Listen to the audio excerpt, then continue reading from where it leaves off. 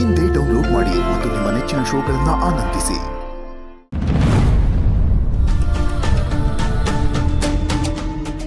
ಇದ್ಯಾಕಮ್ಮ ಇಷ್ಟೊಂದು ಕೋಪ ಮಾಡ್ಕೊಂಡಿದ್ಯಾ? ಏನಿಲ್ಲ ಕಣ, ನೀನು ಸುಮ್ಮನೆ ಹೋಮ್ವರ್ಕ್ ಮಾಡ್ಕೊ. ಆದ್ರೆ ನೀನ್ ಮಾಮೂಲಿ ಆಗಿಲ್ವಲ್ಲ, ಏನೋ ಯೋಚನೆ ಮಾಡ್ತಿದ್ಯಾ. ಏನೂ ಇಲ್ಲ, ಸುಮ್ಮನೆ ನೀನು ಹೋಮ್ವರ್ಕ್ ಮಾಡ್ಕೊ ಅಂತಂದೆ.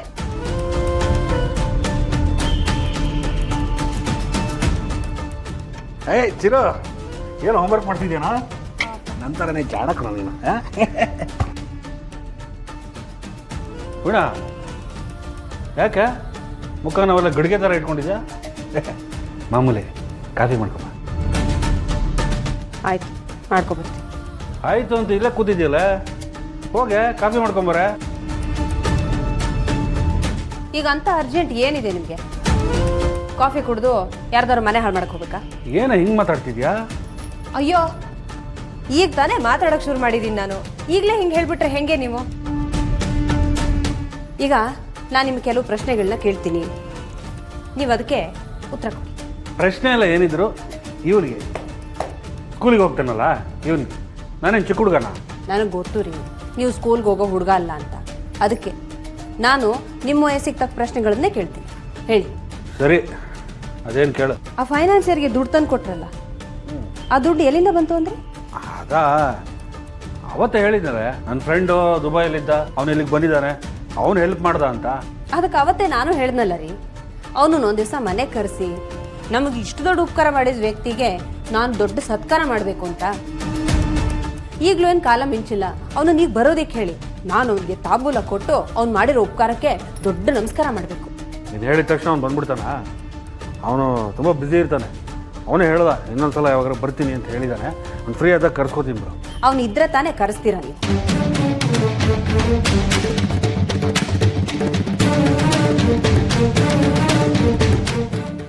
ಕಟ್ಕೊಂಡು ಹೆಂಡತಿ ಹತ್ರನೇ ಇಷ್ಟೊಂದು ಸುಳ್ಳು ಹೇಳ್ತೀರಲ್ಲ ರೀ, ನಾಚಿಕೆ ಆಗಲ್ವಾ ನಿಮಗೆ? ನಿಮ್ಮ ಸ್ವಾರ್ಥಕ್ಕೋಸ್ಕರ ನಿಮ್ಮ ತಂಗಿ ಜೀವನನೇ ಹಾಳು ಮಾಡಿಬಿಟ್ರಲ್ರಿ.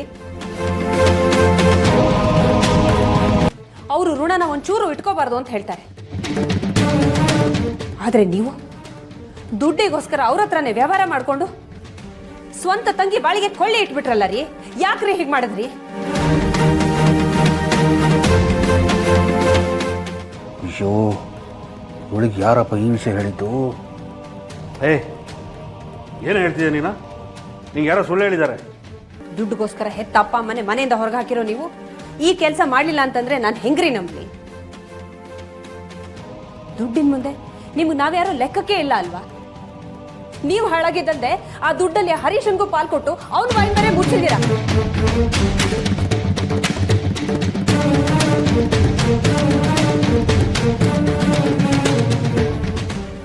ಬಡ್ಡಿ ಮಗ, ಹರೀಶನೇ ಹಾಕ್ಕೊಟ್ಟಿರೋದು ಅನ್ಸುತ್ತೆ.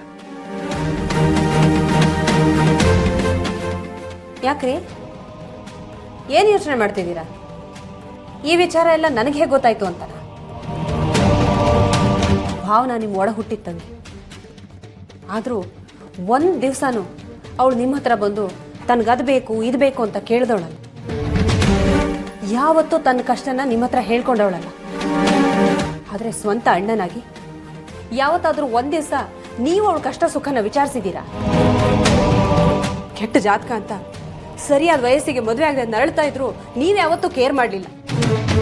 ಏನೋ ದೇವ್ರ ದಯೆ, ಒಂದು ಹುಡುಗ ಸಿಕ್ಕದ, ಇನ್ನು ಅವಳಿಗೆ ಮದುವೆ ಆಗ್ಬಿಡುತ್ತೆ ಅಂತ ನಾವೆಲ್ಲರೂ ಖುಷಿಯಲ್ಲಿದ್ವಿ. ಆದರೆ ಅವಳ ಗ್ರಹಚಾರಕ್ಕೆ ಮದುವೆ ದಿನನೇ ಆ ಹುಡುಗ ಸತ್ತು ಹೋದ. ಆವಾಗ ಕೂಡ ಭಾವನಾ ತನ್ನ ದುಃಖನ ನಿಮ್ಮ ಹತ್ರ ಹೇಳ್ಕೊಳ್ಳಿಲ್ಲ. ಮಾತು ಬರ್ದಿರೋ ಕಿವಿ ಕೇಳಿದಿರೋ ಆ ವೆಂಕಿ ಹತ್ರ ಹೋಗಿ ಹೇಳ್ಕೊಂಡ್ಲು ಎಲ್ಲ. ಆದ್ರೆ ಅವಳು ನೋವು ದೇವ್ರಿಗೆ ಕೇಳಿಸ್ತೋ ಏನು, ಸಿದ್ದುನ ಅವಳ ಜೀವನದಲ್ಲಿ ಕಳಿಸ್ದ, ಪ್ರೀತಿಸಿ ಮದುವೆ ಮಾಡ್ಕೊಂಡ. ಅವರು ಚೆನ್ನಾಗಿದ್ದಾರೆ ಅಂತ ಇರೋವಾಗ ನೀವು ಹೋಗ್ಬಿಟ್ಟು ಅವಳ ಜೀವನನ ಹಾಳು ಮಾಡ್ಬಿಟ್ರಲ್ಲಿರಿ. ಯಾಕ್ರಿ ಹೇಗೆ ಮಾಡಿದ್ರಿ? ದುಡ್ಡುಗೋಸ್ಕರ ಲದ್ದಿ ತಿನ್ನೋ ಕೆಲಸ ಮಾಡ್ಬಿಟ್ಟು ಇಲ್ಲಿ ಬಂದು ಏನೂ ಆಗಿಲ್ಲ ಅನ್ನೋ ಥರ ನಿಂತ್ಕೊಂಡಿದ್ದೀರಲ್ಲ ರೀ. ಯಾಕ್ರಿ ಆ ದುಡ್ಡಿಂದ ಬಂದಿರೋ ಅನ್ನನ ಹೇಗ್ರಿ ತಿಂತೀರಾ ನೀವು? ಸಾಕು ಸುಮ್ಮನಿರೆ. ನಾನೆಲ್ಲ ಮಾಡಿರೋದು ಈ ಮನೆಗೋಸ್ಕರನೇ. ನಾನು ಕಷ್ಟದಲ್ಲಿದ್ದಾಗ ಯಾರೂ ಬರಲಿಲ್ಲ, ಅವ್ರು ಬಂದರು ಇಸ್ಕೊಂಡೆ ಅಷ್ಟೇ. ಅದಕ್ಕೆ ಸ್ವಂತ ತಂಗಿನ ಜೀವನನೇ ಹಾಳು ಮಾಡೋದಕ್ಕೆ ಅಂತ ನಿಂತ್ಕೊಂಡ್ಬಿಟ್ರ ನೀವು? ನೋಡ್ರಿ ಅಲ್ಲಿ ನಮ್ಗೊಬ್ಬ ಮಗ ಇದ್ದಾನೆ. ಅಪ್ಪ ಅಮ್ಮ ಮಾಡಿರೋ ಪಾಪ ಕರ್ಮಗಳೆಲ್ಲ ಮಕ್ಕಳ ತಲೆ ಸುತ್ಕೊಳ್ತಂತೆ. ಅದ್ರ ಬಗ್ಗೆ ಆದ್ರೂ ನಿಮ್ಗೊಂದು ಸ್ವಲ್ಪ ಯೋಚನೆ ಬೇಡ್ವಾ? ಯಾವ ಕಾಲದಲ್ಲಿ ಇದೆಯಾ ನೀನು? ದುಡ್ಡಿದ್ರೆ ಸಾಕು, ಯಾವ ಸಮಸ್ಯೆನ ಬೇಕಾದ್ರೂ ಬಗೆಹರಿಸ್ಬೋದು. ಹೌದಾ? ಹಾಗಿದ್ರೆ ನಾಳೆ ಕೈ ತುಂಬ ದುಡ್ಡು ಸಿಗುತ್ತೆ ಅನ್ನೋದಾದ್ರೆ ನನ್ನನ್ನು ಯಾರಿಗಾದ್ರೂ ಮಾರ್ಬಿಡ್ತೀರಾ?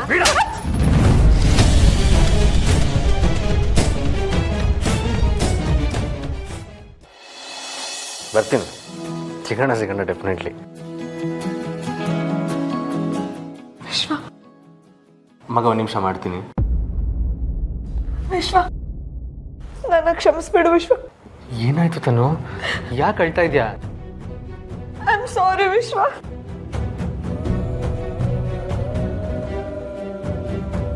ತನು ಏನಾಯ್ತು?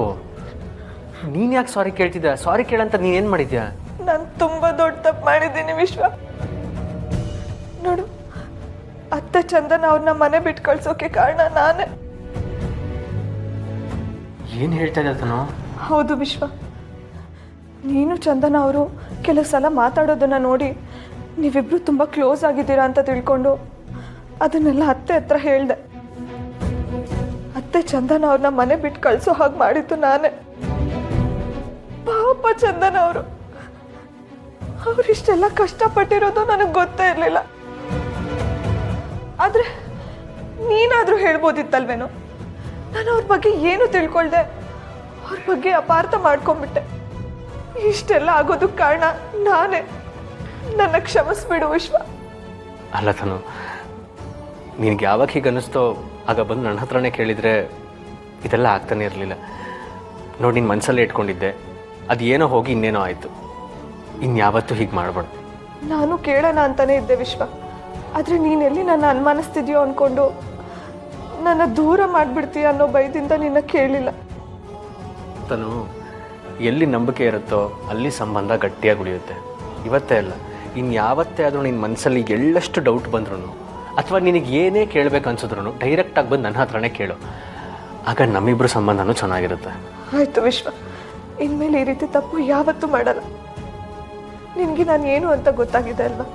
ನನ್ನ ಕ್ಷಮಿಸ್ತೀಯ ತಾನೆ? ಅಲ್ಲ ತನು, ನೀನು ನನ್ನ ಕ್ಷಮೆ ಕೇಳೋದಲ್ಲ. ಆ್ಯಕ್ಚುಲಿ ಹೇಳಬೇಕಂದ್ರೆ ನಾನು ನಿನಗೆ ಥ್ಯಾಂಕ್ಸ್ ಹೇಳಬೇಕು. ಥ್ಯಾಂಕ್ಸಾ? ಯಾಕೆ? ನೋಡು, ನೀನು ಈ ಥರ ಅನುಮಾನ ಪಟ್ಟಿದ್ದಕ್ಕೇ ಅಮ್ಮ ಚಂದನನ ಅರ್ಥ ಮಾಡ್ಕೊಳ್ಳೋದಕ್ಕೆ ಒಂದು ಚಾನ್ಸ್ ಸಿಕ್ಕಿದ್ದು. ನೀನು ಚಂದನ ಅವ್ರನ್ನ ಅಪಾರ್ಥ ಮಾಡ್ಕೊಂಡಿದ್ದಕ್ಕೇ ಇವತ್ತಿಗೆ ನೀನು ಚಂದನನ ತುಂಬ ಚೆನ್ನಾಗಿ ಅರ್ಥ ಮಾಡ್ಕೊಂಡಿರೋದು. ಈಗ ನಮ್ಮ ಮನೆಯಲ್ಲಿರೋ ಎಲ್ಲ ಸಮಸ್ಯೆಗಳು ಬಗೆಹರಿದಿದೆ. ಮನಸ್ಸು ಒಂಥರ ಹಗುರ ಆಗ್ತಿದೆ. ಆ್ಯಕ್ಚುಲಿ ನನಗೆಲ್ಲ ವಿಷಯ ಗೊತ್ತಿದ್ರೂ ನಾನು ನಿಮ್ಮ ಯಾರ ಹತ್ರನೂ ಹೇಳಿರಲಿಲ್ಲ. ಐ ಆಮ್ ರಿಯಲಿ ಸಾರಿ ತನು. ಅದೆಲ್ಲ ಏನು ಬೇಡ ವಿಶ್ವ. ನಿನಗೆ ನನ್ನ ಮನಸ್ಸೇನು ಅಂತ ಅರ್ಥ ಆಗಿದೆ ಅಲ್ವಾ? ನನಗಷ್ಟೇ ಸಾಕು. ಲಕ್ಷ್ಮೀ ನಿವಾಸ ಲಕ್ಷ್ಮೀ